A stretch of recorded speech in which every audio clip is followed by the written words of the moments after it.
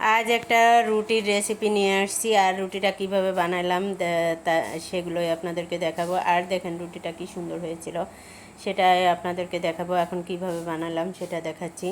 এই যে আমি 1 কাপ দুধ, লিকুইড দুধ গরম করে রেখেছিলাম, সেটা এখন বাটিতে ঢেলে নিলাম। আর বাটিতে ঢেলে তার ভিতরে দিয়ে দিব 2 চামচ চিনি আর 1 চামচ ইস্টটা একটু ঢালতে যে একটু বেশি পড়ে গেছে।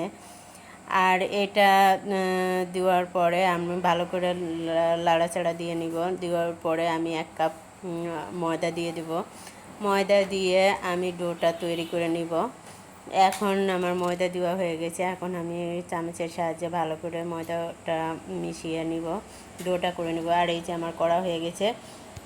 আমি পেপার দিয়ে না ঢেকে একটা এই যে ঘরের ভিতর কিছু না থাকলে আপনারা এই তো ফ্রাই প্যানে অথবা রাইস কুকারের ঢাকনা দিয়ে করতে হবে। আর রেসিপি চুরি করে বানাইতে গেছিলাম, তো তাই ভালো করে হয়নি। পরের রেসিপি তো নিজের তো মাথায় বুদ্ধি নাই, এই জন্য এই রেসিপিটা করতে যায় আমার হয়নি।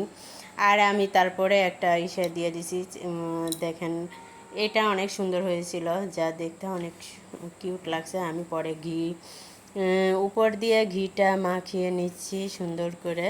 তারপরে ঘি মাখানোর পরে আর 2-1 মিনিট আমি রেখে দেব। রাখার পরে আমি নামিয়ে নেব।